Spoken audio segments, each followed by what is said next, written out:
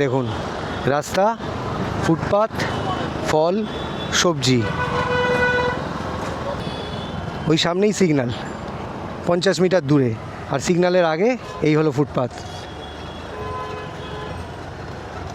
দেখুন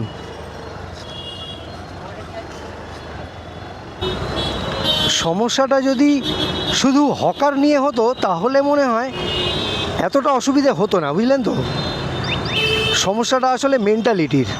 আমি এখন রয়েছি গড়িয়া মোড় থেকে খানিকটা পিছনে, এটা হলো গড়িয়া শীতলা মন্দির, আর ওইদিকে যে রাস্তাটা ওই যে গাড়িগুলো চলে যাচ্ছে ওটা হলো গড়িয়া স্টেশন রোড। ওটা দিয়ে গেলে নিউ গড়িয়া স্টেশনের দিকে যাওয়া যায় বা গড়িয়া স্টেশনের দিকে যাওয়া যায়, ট্রেন স্টেশনের দিকে। তো এবার আমি আজকে এই দিকের ভিডিওটা করছি আপনাদের একবার গড়িয়ার রাস্তার একটা অপোজিট সাইড ফুটপাথের দৃশ্যগুলো দেখানোর জন্য।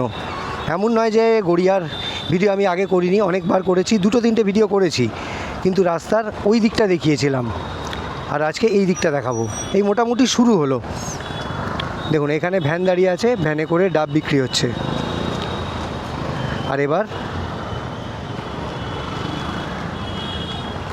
ফুটপাথটা আপনাদের দেখাই। ওই দিকটা ওটা হলো মেট্রোর ব্রিজ, মানে ওই যে মেট্রোটা বেরোচ্ছে ওটা কবি নজরুল থেকে বেরোচ্ছে আর এক সাইডের দিকে যাচ্ছে, ওই দিকেই জাস্ট ওই কোণেই রয়েছে কবি নজরুল মেট্রো স্টেশন। এবার আপনাদের পুরো ফুটপাথটা আমি দেখাতে দেখাতে যাব।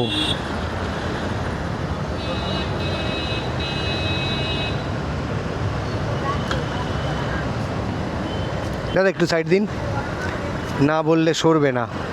যাই হোক, এখানে রাশি রাশি ফল বিক্রি হচ্ছে।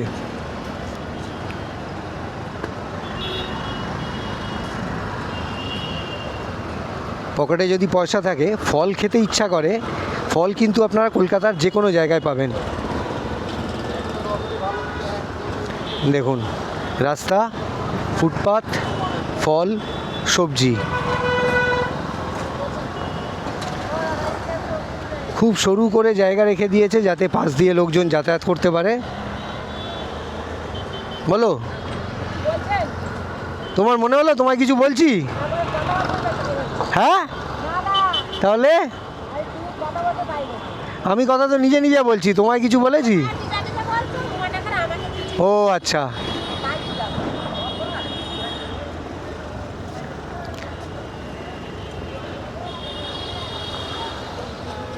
মুশকিল হচ্ছে যে শহরটাকে কেউ পরিষ্কার পরিচ্ছন্ন রাখতে চায় না, এই জন্যই আজকে আমাদের কলকাতার এই অবস্থা। মানে খুব কম লোক চায় যে আমাদের শহরটা একটু পরিষ্কার পরিচ্ছন্ন ফিটফাট থাকুক। ওপরে মেট্রোর লাইন, এটা হলো ব্রিজ, এখন আমি ব্রিজের ওপরেই রয়েছি, ওইখান থেকে শুরু, আর এইটুখানি হচ্ছে গড়িয়া ব্রিজ, আর তার উপরে এই ফুটপাথে এরকমভাবেই সবজি, ফল, অনেক কিছুই বিক্রি হচ্ছে।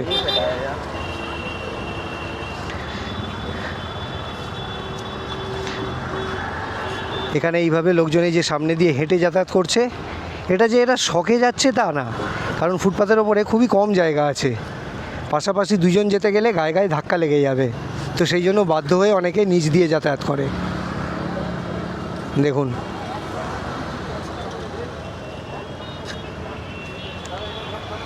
একটা জিনিস আমার মাথায় ঢোকে না,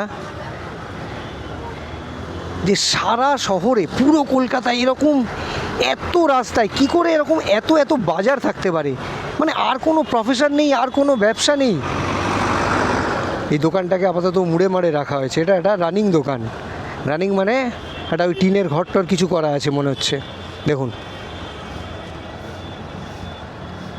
এর নিচেই কিন্তু গড়িয়া বাজার, ওই যে গেটটা অর্ধেক ঢাকা পড়ে গেছে ছাতায়, ওই ভিতরে হচ্ছে গড়িয়া বাজার, মানে প্রকৃত যে বাজার যেখানে ফল, সবজি, মাছ সবই পাওয়া যায়। আর যারা ভিতরে জায়গা পায়নি তারা সবাই ফুটপাথ দখল করে নিয়েছে। এখানে একটা আছে, এটা বন্ধ হয়ে আছে, হয়তো এখন সবে সকাল 9টা বাজে বলে খোলেনি।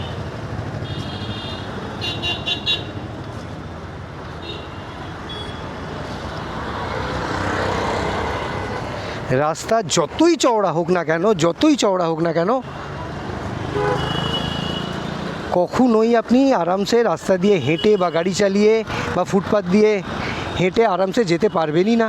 মানে কলকাতার মতো জায়গায়।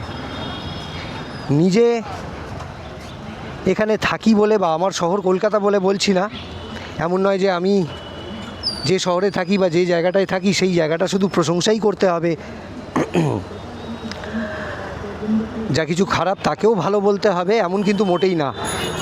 আমার শহরের যা কিছু ভালো যা কিছু মন্দ আমি সব বলতে পারি, তাতে যার খারাপ লাগবে লাগবে। আমি চাই, আর আমি জানি যে আপনারাও চান, যে আমাদের শহরটা একটু পরিষ্কার পরিচ্ছন্ন হোক, ঝকঝকে তকতকে হোক। দেখুন এখানে কিন্তু রাস্তা ফাঁকা, কিন্তু অযথা গাড়িগুলো মাঝখানে দাঁড়িয়ে আছে, মানে যারা দাঁড়িয়ে আছে তারা তাদের প্রয়োজনে দাঁড়িয়ে আছে, আর পিছনে জ্যামেতে শুধু শুধু কিছু গাড়িকে দাঁড়িয়ে দাঁড়িয়ে ধিক ধিক করে যেতে হচ্ছে। যে যার কাজে কর্মে যেতে দেরি হচ্ছে, কিন্তু কিছু করার নেই। আমি এখন গড়িয়া মোড়ের একেবারে কাছে এসে গেছি। এটা তো অটো স্ট্যান্ড, রাস্তার উপরেই, কিছু করার নেই। এখানেও একটা এই যে কালো প্লাস্টিক ভ্যান, এটাও সন্ধ্যেবেলা ফল বিক্রি করে, এখন চাপাচুপি দিয়ে রেখেছে, কিন্তু ভ্যানটা সরায় না। ভ্যানটা সারাক্ষণই এরকম রাস্তা দখল করে আছে।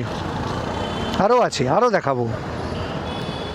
ওই সামনেই সিগন্যাল 50 মিটার দূরে, আর সিগন্যালের আগে এই হলো ফুটপাথ। দেখুন